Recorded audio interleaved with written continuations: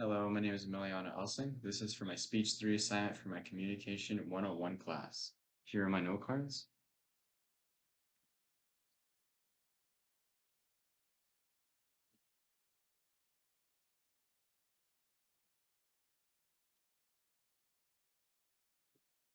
Today, my speech will be about voting rights and how we are slowly losing them every single day. We are treading on the blood and tears of our ancestors. For example, Susan B. Anthony, Martin Luther King, those who have not received voting rights in their generation or unfortunately weren't able to enjoy it and gave us the foundation to be able to have something that they didn't have when they were younger. There are things like literacy tests, grandfather clauses, and poll taxes that they had to face unfairly. We don't deal with that to the same extent. In a letter, James Adams, in a letter to James Sullivan, emphatically said that it is dangerous to alter the qualifications of voters. There will be no end of it. Women will demand a vote. Every man who is not a farthing will demand an equal voice with any other in all acts of state. This reflects the extent of voting rights in the eyes of one of our founders. The creators of the Constitution understood that there would be changes within the Constitution to keep pace with the evolving growth of the nation. Thomas Jefferson made the point that to achieve that more perfect union sought in the preamble, we, the people, needed to mean all of us in the United States, not just one particular group or specific part of people. With the continuing issues with voter laws and voter accessibility diminishing, the only way that we as constituents can keep and slow down the progression against people voting is to vote. Many constituents are losing access silently throughout the nation.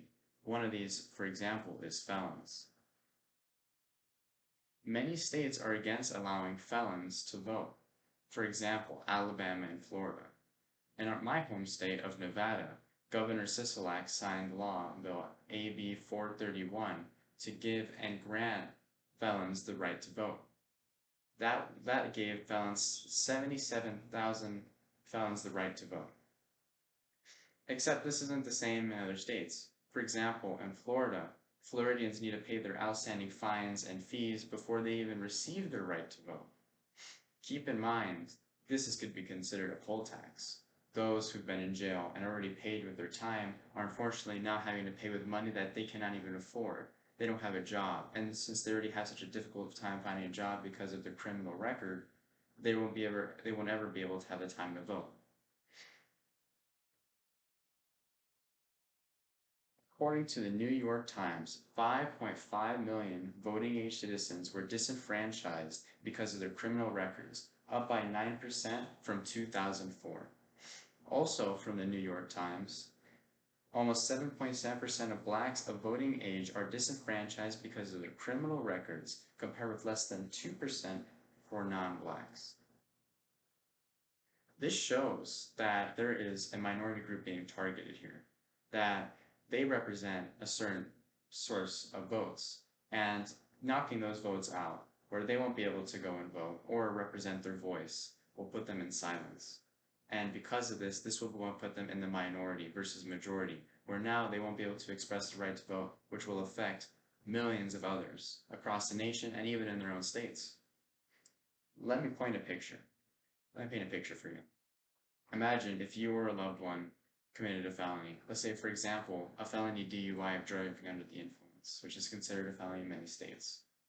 Now you just may think of now as you need to pay a fine and you need to go meet the judge and talk about your court date. But you're not thinking about the repercussions in the future, many things that many people aren't aware of, the rights that they may lose, for example, for voting. Now you may just pay the simple fine, but now you're considered a felon. Now you don't have the right to vote. You don't have the right to express yourself.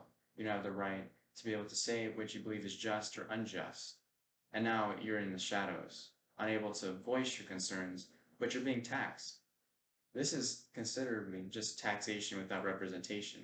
One part of many things that the founding fathers found unjust. Why are we being taxed but not represented? This is not fair. So why are we allowing felons to pay taxes if they're not being represented? There needs to be a yin to the yang, a black to the white.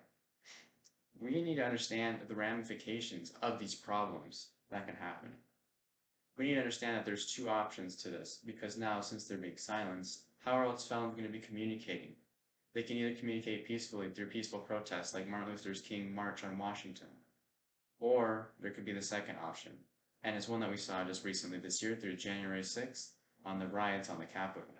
And this was due to false information over voter fraud, and that the right side, or Republicans, believe that that's what happened.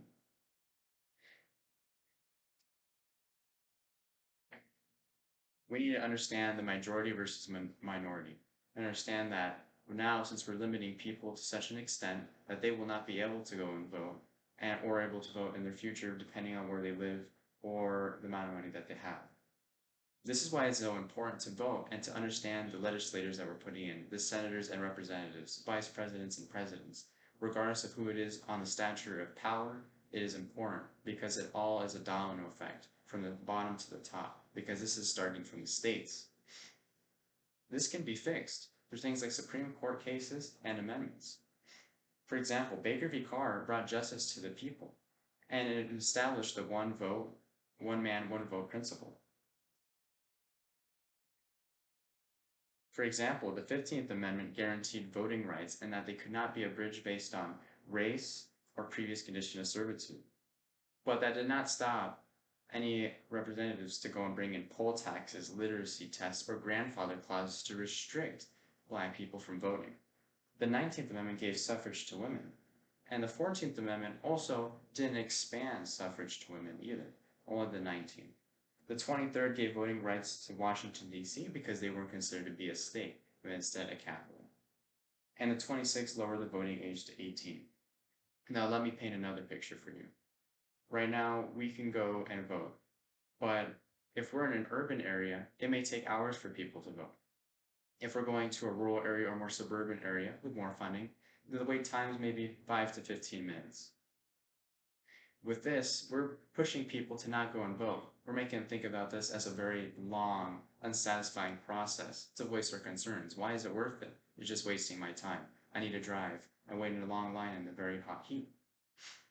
Or what we can do is bring in more polling locations. We can go and help people say, hey, let's go and vote. Let's go and start making it more accessible for people. Let's not have people in impoverished neighborhoods have to wait tons of time, 20, 30, 40 to even an hour wait time, for example, in Georgia, and put a ton of restrictions. This isn't just a John Lennon song of just imagining what we can do, but it's something that we should do to make voting more accessible, and make the future generations understand why it is so important to vote. For example, in Texas, you can vote with a gun ID, but instead you can't vote with a student ID. If that doesn't sound like Texas, I don't know what does. But with these different and very abstract voter ID laws and voter laws in general, we're putting a stop to being able to be a free country. And for a country that goes and talks so much about democracy and telling countries to follow our ways, should we really be promising all of what we have here as a democracy where we're not even giving people a fair chance to vote? So that's why I believe that we should go and start working on giving people a better chance to vote, making it more accessible, and giving those who are disenfranchised and still paying to be disenfranchised the right to vote again. Right here, and that's my